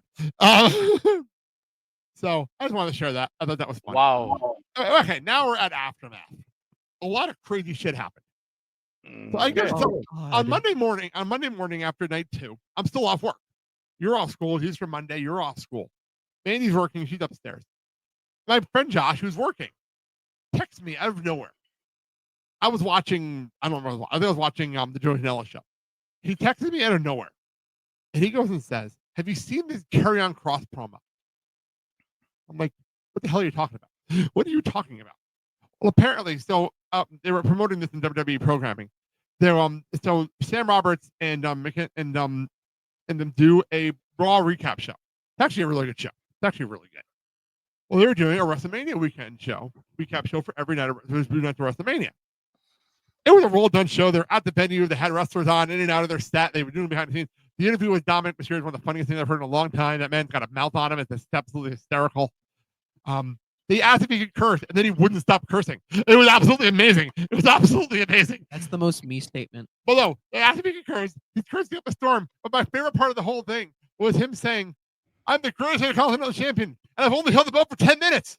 Yeah. 30 seconds later, I only held the belt for 12 minutes. By the end of the interview was maybe 5 minutes.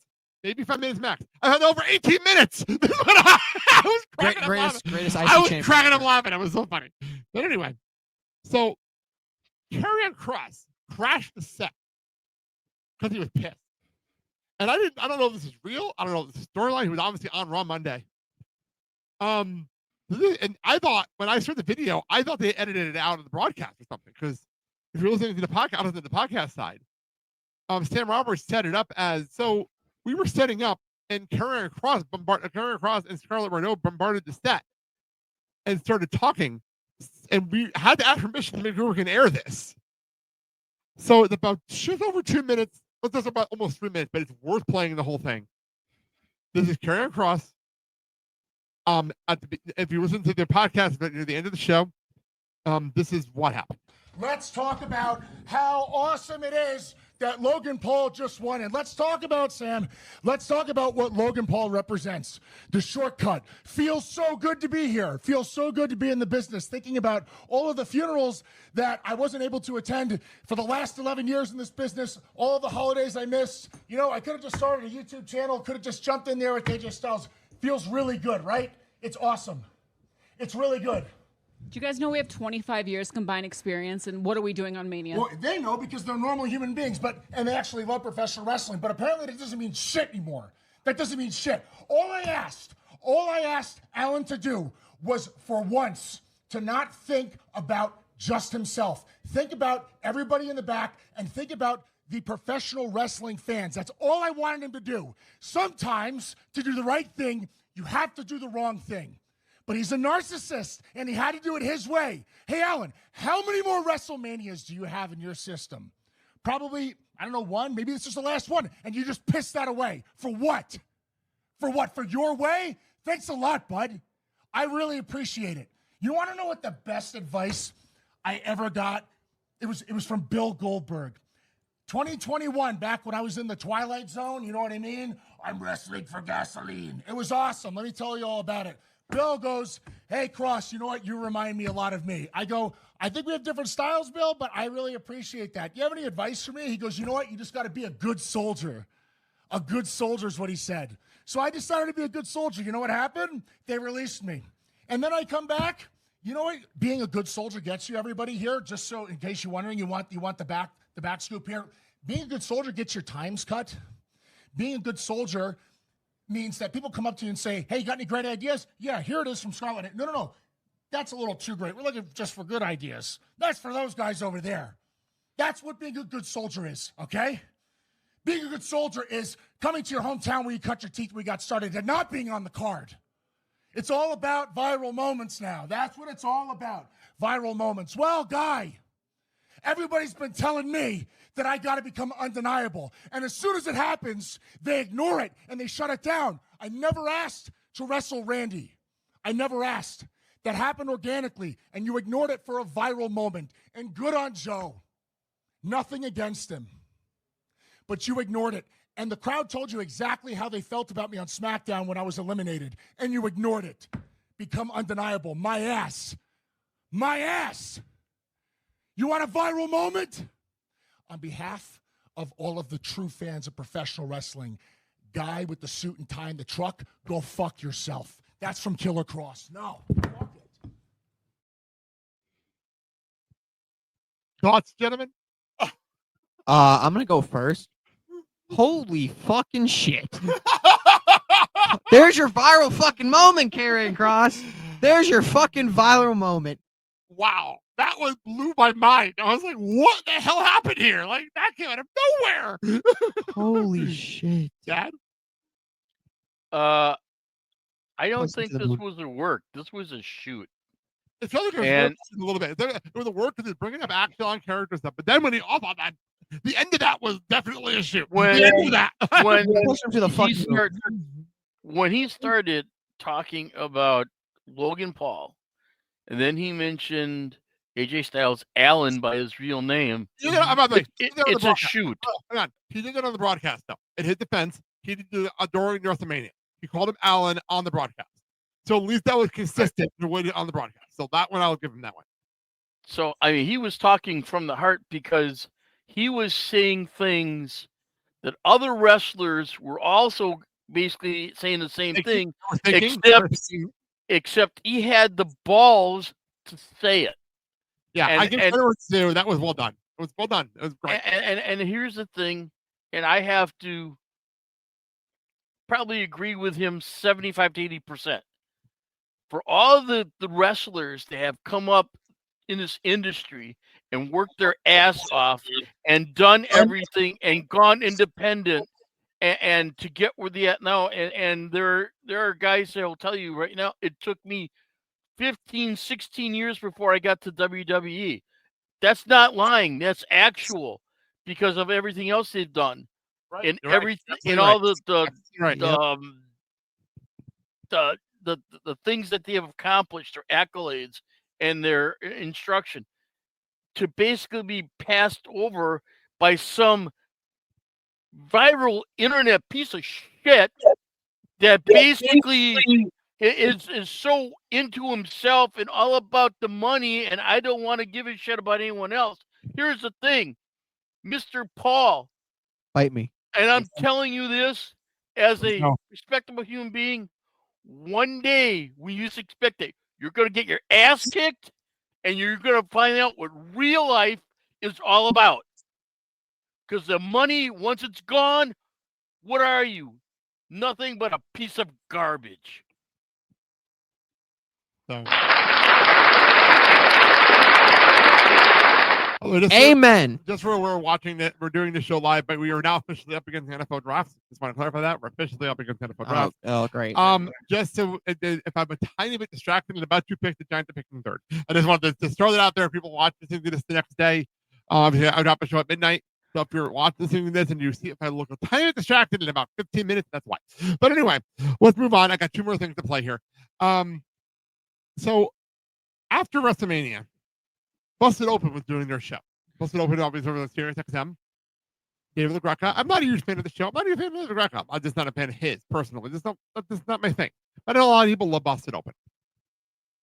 Well, he went off on the main event of WrestleMania Night 2. He went off. The clip was all over the place. Who is this? By the way? David LaGreca is the host of Busted Open. Okay. He's a radio host. And he's a passionate wrestling fan. He's an extremely passionate wrestling fan. He was Busted Open. Currently, the hosts are like him and Mark Henry and Bully Ray and okay. That's the show. Okay. Currently, I think Thunder Rose is also part of it. There's Nick Nemeth and Tommy Dreamer, people like that. But this is what happened on Busted Open on Monday morning, right after Night 2 of WrestleMania. When it comes to being fans, I get it. I'm a wrestling fan.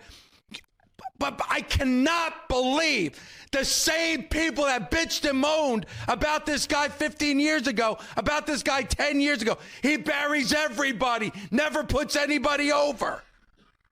Now you're surprised by what we saw last night. Oh, it's going to be okay come WrestleMania. We're going to get The Rock. We got no Rock. Haven't seen The Rock since Elimination Chamber. But we got a lot of Travis Scott. Ugh. And you want to make Cody Rhodes look weak? Textbook making somebody weak last night at WrestleMania on the biggest stage that there is. On the biggest stage, you just threw everything that you did for Cody last year and you threw it right out the fucking window. For what? A guy that's going to be gone at the end of the year. But I love John Cena. Fuck you. Because all I heard was you bitch and moan about this motherfucker. And now I got to hear it on fucking Twitter, on Instagram, and people bitching and moaning, leaving Allegiant Stadium. This is what you fucking wanted this. Where's the fucking camera? This is what you fucking wanted. This is what you fucking wanted. So don't bitch now. Fuck you. Enjoy the PG era part 2. Assholes. God damn. Do you think that earlier video that we saw of Paul talking this is what he meant? I don't know what this is different. This is afterwards. This is after the This is the video we saw of Paul was on like Tuesday. This is the day after Mania. This is the day after Mania. Holy shit. This was amazing. That was one of the best rants I've ever seen from David LaGreca. That was amazing. Holy shit. That fuck you was from the heart and soul of his body. Twice. And he just spit facts. He spit straight facts. So to follow up on this, because I didn't get clips of this because I didn't feel like doing the editing. Rock was on McAfee talking about how he was not at he wasn't at WrestleMania because he had talked to apparently, even though at Elimination Chamber, he told everybody this has been a long out story. Apparently, he told Matt McAfee that TKO board called him before the chamber because their ticket sales were low, which by the way was a little bullshit, but whatever. The ticket sales were low. And they wanted an idea. And his idea was to turn Cody heel, but Triple H wanted Paul Levesque wanted to turn John Cena heel. A completely opposite story I've been hearing for the last month, by the way. And this is what happened. And then he goes and he actually went on this whole thing saying, and then I told them the Final Boss didn't need it anymore. I'm not going to show up again after the chamber because I'm going to let you guys tell your story. I'm not going to be there anymore. And a lot of you did not know that Travis Scott was going to be at Mania. I bullshit on that, by the way, too. And then Dave LaGreca has that rant. He ranted again on Busted Open again about that whole thing. And Rock, I was listening to the Way Color show right before we came on the air tonight. And Rock on Twitter went and told Dave to relax because everything is a work, and to chill out because you don't seem to know the wrestling business. Keep in mind, Halo Record been doing Busted Open for a decade. He's been on the show for over a decade. Is anybody? I'm not a big fan of him and his like. I'm not even a fan of his voice, but his passion is real. He knows what he's talking about, and he hosts a wrestling radio show. There's only one of them in existence. He hosts it. I can say, Dave. His comments were similar to a lot of the things I read on the internet about how WrestleMania went, like when Cody lost, that made him look weak, that they shouldn't have done that, they shouldn't have cut Bayley. That because of that, WrestleMania 41 was ruined. Hold on, I want to say something about the main event of night 2. Okay, fine. We want Cody to look weak, but you didn't have to do this. This is what I have to say. We did not see a single crossroads on Cena. Not one. We got Cody cut. We got 2 Cody cutters. That was it. The only crossroad that was hit was on fucking Travis Scott, which well fucking deserved, but he wasn't even in the fucking match. And then, put the camera back on me. Put the camera back on me. Okay, yeah. Oh shit! I throw a button. Yeah, I gotta put it back on the screen. Damn it! I gotta put it back on the screen. He's invisible. Anyway, I gotta fix that. I gotta go back and fix it. I'll do this, and then I'll fix it after you're done. Go ahead. No. First, John Cena hits an AA. Fine. 1. Cody kicks out. Hits another one. Fine. Cody kicks out. And then goes for the super one. Kicks out. And then the 4th one. Kicks out. Fine. And then the STFU. Fine. He hits that. Cody gets out of it. Fine. Whatever. But the way he fucking won, not even off a finisher, not off of anything, a fucking title shot to the head. Most of the time when that happens, it's on a pay-per-view, not like a big pay-per-view. On Raw. That's a Raw finish. Or like maybe like a small small pay-per-view. Not at fucking WrestleMania, the biggest match, the biggest fucking show of the year. What the fuck are you thinking to end the biggest match of the card off a title shot to the head? Not even a finish. And Cody never even hit his finish. And Cody's ass was getting kicked. So how much I hate Cody, I felt bad. He got nothing in. He got like total maybe 5 moves and some offense. John Cena was kicking his ass the entire match. It looked like a goddamn 2K25 online lobby. It was that bad. Like, what the fuck? No, how much I love Cena, what the fuck did I watch? Yeah, I was disappointed. It was weird. Gentlemen, can we all agree on this, that basically the way the main event was set up on night 2 was basically to break Ric Flair's record and to put money, how can I put it, fans in the seats, and spent money and just kind of catered to John because he's retiring? I mean, is that what it was? We get it. He got number 17. Whoop-de-fucking-do. This is what everyone wanted. Let me say something, because this is coming from a hockey fan now. I watched Alexander Ovechkin break the most historic goal record in the history of the sport.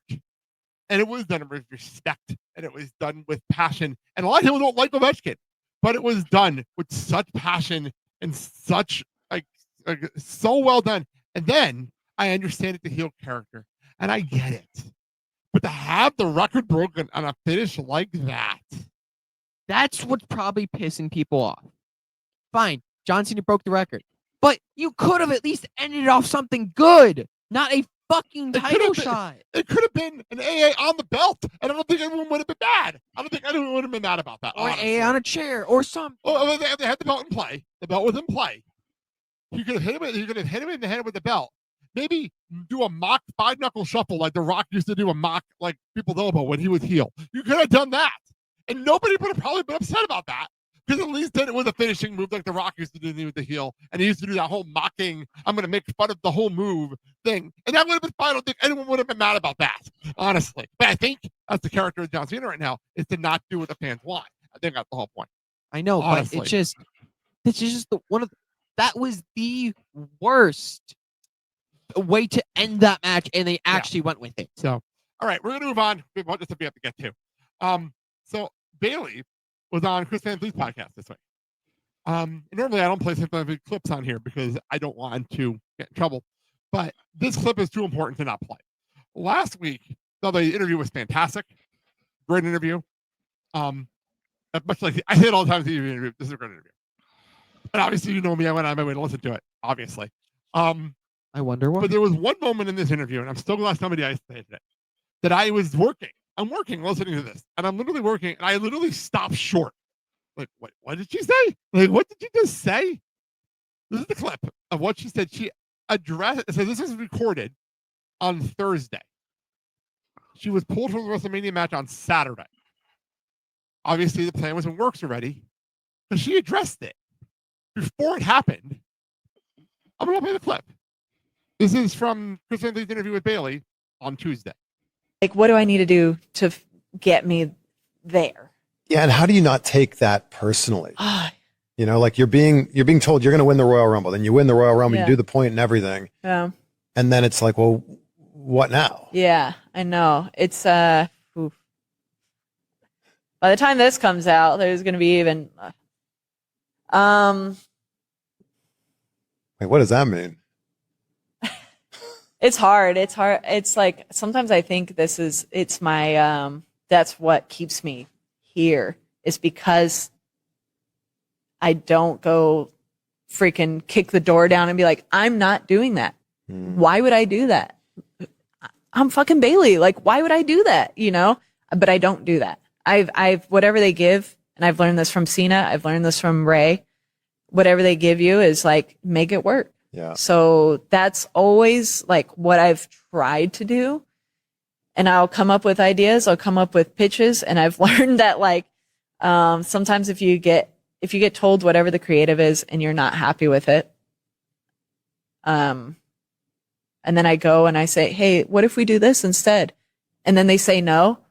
I feel worse after that than I felt with the original creative. So I'm just like, okay, how bad do I want to feel today? Like, or should I just accept what they gave me and then make it as best as I can? And then they'll be like, damn, she made that work. Like, let's go this way instead.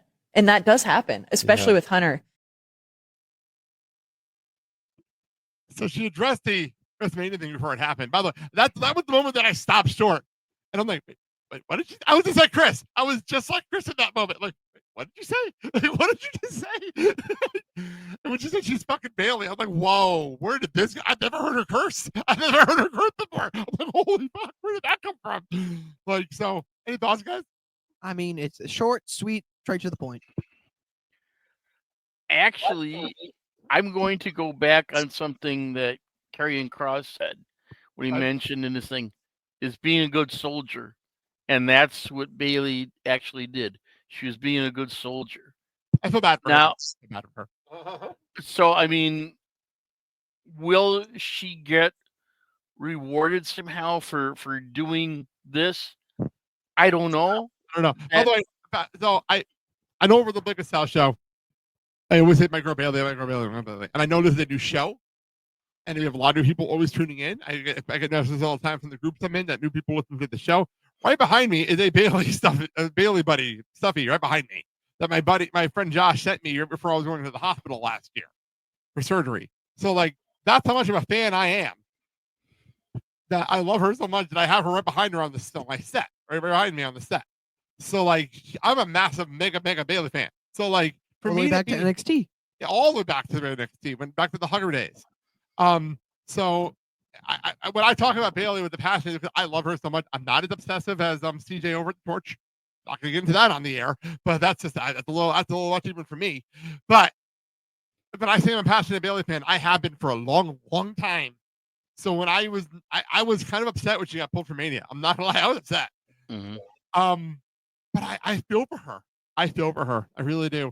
They better watch it because she seems to be the only horsewoman that seems to give a shit. Mm-hmm. WWE right now, and they better watch it because she seems to be the only one that gives a shit. It just tells me that. Let me answer your question. The original 4 horsewomen were Charlotte, Sasha, Becky, and Bayley. So she seems to be the only one lately that seems to give a shit, and that's saying a lot, as we learned the whole thing with Charlotte last week. And she's the only one that seems to give a shit lately. So it seems to me that there's a pecking order that seems to be at times plain and easy to see, and then there are times where it's kind of hidden. So my thing is with this is Bayley's such a good talent. If you don't utilize her when you can, you never know when there's going to be another chance. And I understand. Okay, I understand as a fan. She's won the Royal Rumble last year. She won the world title at Mania. I'm not saying she has to be in the main event all the damn time. I'm not saying that. But treat her better. I'm just being honest here. Okay. So that's it for that stuff. There's a massive trade of the NFL draft just now. Sorry, there was a massive trade. The Jaguars just moved up to number 2. Sorry, that just happened as I'm looking at my phone. The Jaguars just traded up to number 2.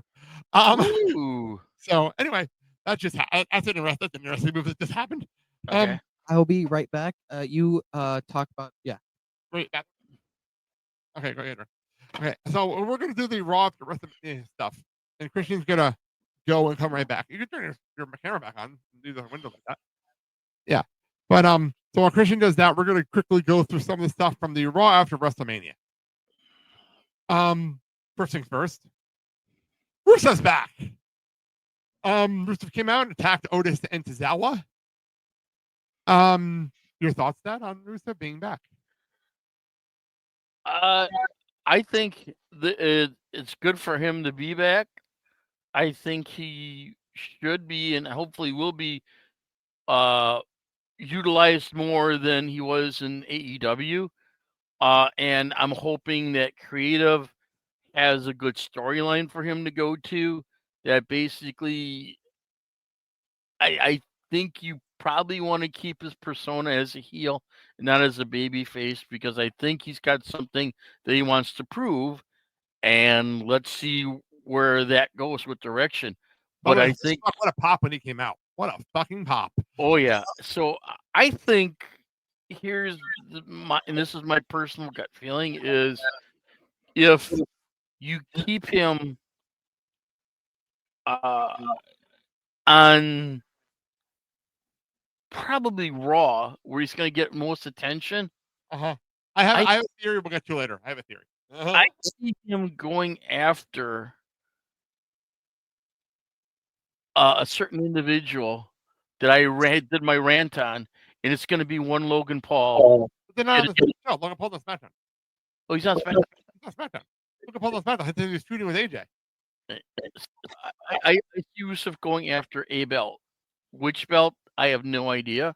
Okay. It all depends on what plans they have for him. But I see him before the end of the year having a belt around his waist. Well, speaking of belts, nice segue. You didn't realize I did it.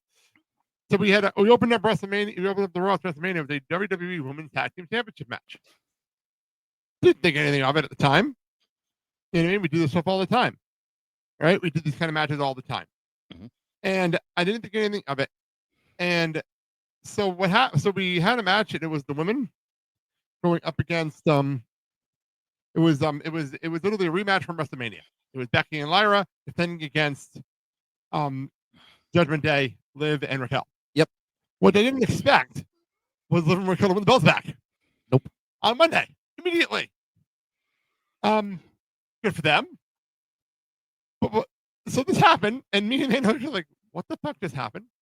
What the fuck just happened?" But then after the match, this is what happened. Becky turned on Lyra and turned heel. That's a picture right there. So Bayley turns on Lyra. Becky. What did I say? Becky. Bayley. Oh, Bayley. I'm actually happy Bayley wasn't in the match now. This is where we were going. By the way, I'm actually happy. Mandy said it perfectly. I'm happy Bayley was not in this match if this is where we were leading to. You know? So Becky turned on Lyra. Any thoughts, any words on this? I have a theory about this a little later. Not really. Okay.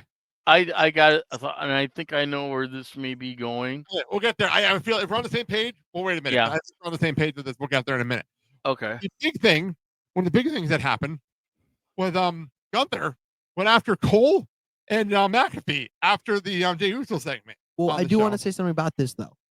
He attacked Cole first, and Pat McAfee, as a great friend, went after Gunther to get him off of Cole. Yeah, because McAfee is a former athlete and he's a wrestler. He's a wrestler as much as he is a wrestler. Can we give McAfee some credit? He 100%. He stood up for Cole and attacked him because he attacked Cole first. Exactly, and I like that. I liked it a lot. He tried, and then that happened. So we had this happen, and they went to this whole thing happened. And by the way, for those who don't know about the Corey Graves, Pat McAfee stuff that's been going on behind the scenes, that Corey's still really bitter that Pat took the spot when they went to Netflix, then you will greatly appreciate this tweet that he put up right after the attack of laughing faces that he put up right after the attack. This is the time code on the screen. I screen capped it myself. I screen capped this myself. Oh, damn. This is like right after it happened. What the hell? I mean, Corey, come on. I understand you may be bitter, but you want to put fire you want to put more gasoline on this big ass fire? You know, Corey, here's the thing. I thought it was funny. I thought it was funny. When you want to start a fight like that, you're not going to like the finish. Pat McAfee versus Corey Graves. I want that match. I want that match. I'm dead serious. I want to see that. That's what I'm alluding to, and I know here's the thing. It will never happen because there's no way Corey's gonna say, "Well, I'm medically cleared to take on Pat McAfee." He is. I know. Cleared. I know he is. He's already told everybody he is. This is not. I know. We talked about this 2 years ago. Sorry, the Giants are on the clock. So that's the reason I'm looking at the screen. My phone. Okay. All right. Trey Hunter went to the Jacksonville Jaguars. I did not see that one coming. I did not see that coming. That was the Giants were going for. That was the Giants were going for. I did not see that one coming. Sorry. Anyway, right after the segment, we were backstage and Michael Cole talking to Adam Pearce. And I wish I had the second part of that. I couldn't find the second part, but this is the part backstage. Listen, take the rest of the night off. I sent Tess down there. You've been through a lot. You need to hear what Pat. You broke my nose. You might have broke your damn nose. Listen, here's the deal, Adam. How can we do our job if we're not allowed to have opinions? We're not allowed to talk about this stuff. We're not allowed to have fun. You got to do something. We were going to deal with this, okay? So I want you to calm down. Look at me. Take the rest of the night off, okay? Take it off. I am not going to let some bully not allow me to do my job on Wrestlemania.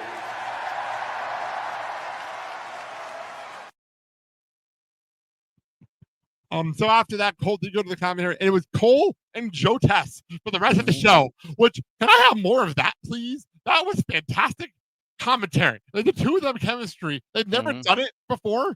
Just the two of them, and that was fantastic television. Hearing the two of them go back and forth the rest of the night.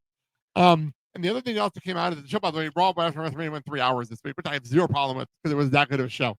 But the one thing I will say though, Cole went on this whole tangent. I was trying to find the audio where he was on the commentary, and multiple times wanted to check on Pat multiple times during commentary.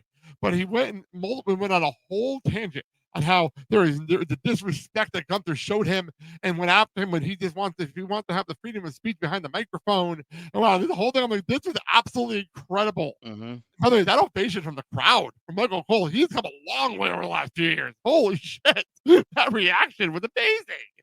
You got to respect Michael Cole for this. 25 years. 25 years been doing it. That was an amazing moment. So now, do I hear this right? He can't. Wade is replacing Pat for a while. I've heard nothing about that. Actually, I've heard nothing about that. Okay. So, maybe they'll address it on Friday. Chris, you were saying something? As I was saying, Michael Cole has had ups. He's had downs. He's been booed. He's been cheered. But right now, he's one of the best commentators right now. And oh my God, he's in all amazing. wrestling. In all wrestling, not even just in WWE. In all wrestling. So the main event segment.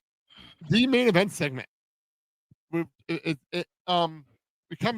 have to have Seth Rollins and Paul Heyman talk.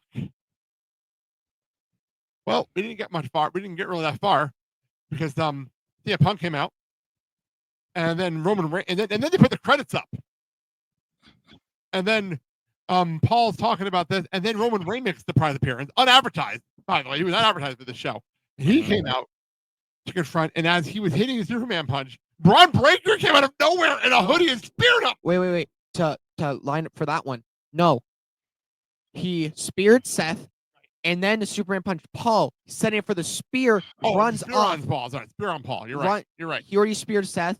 Then Superman punched Paul, which is a great ovation from the crowd on that Holy one. shit.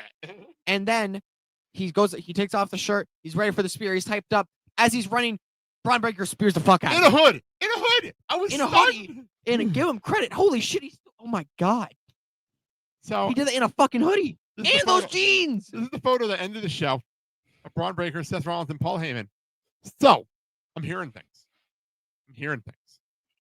Yep. You heard the same thing I heard.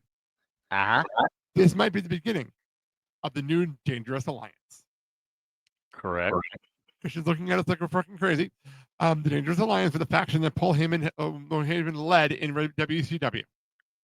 And it was like the up-and-comers. It was all cool people. Like Steve Austin was part of the Dangerous Alliance. It was a really cool thing, and it looks like they're bringing it back. And that's why people are thinking maybe Becky Lynch is going to be involved. Yes. They're going to bring up the people. I have zero problem with it. As a matter of fact, I'm excited for Bronson this. Reed joins. Well, that's another thing. I've heard Jeff Cobb might be Yep. part of this.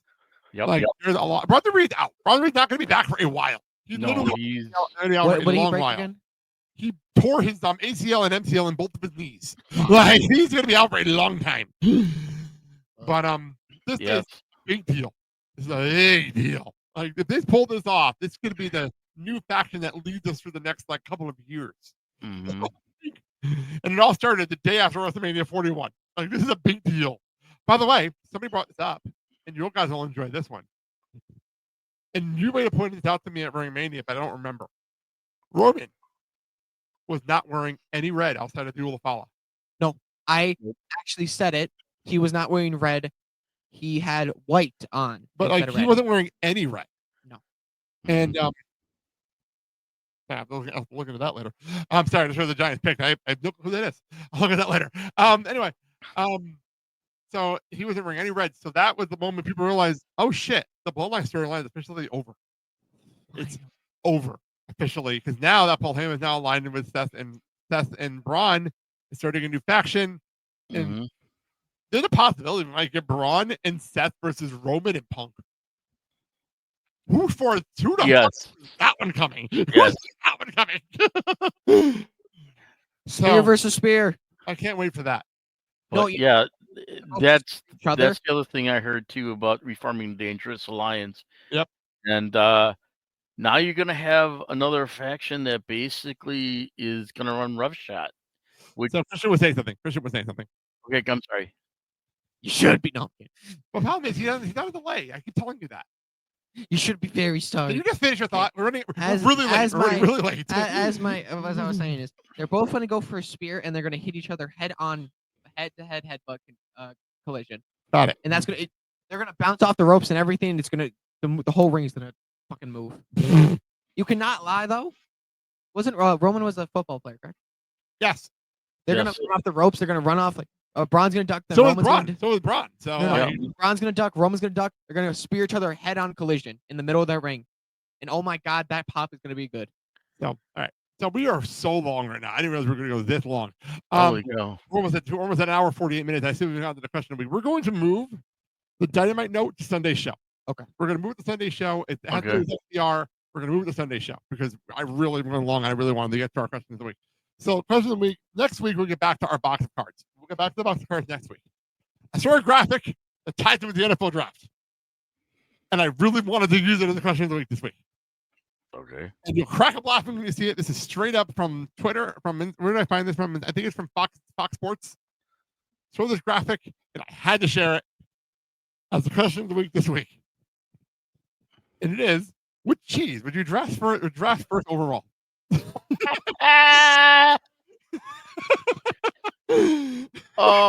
Oh my lord! I have that. Only in Wisconsin. So, question of the week out of the graphic in front of you, and I'll put this up on all our social platforms. I'll read it once, but I'm going to put this last one up there. The answer choices are Parmesan, cheddar, Gouda, feta, Swiss, mozzarella, Beretta, blue cheese, cottage, and goat.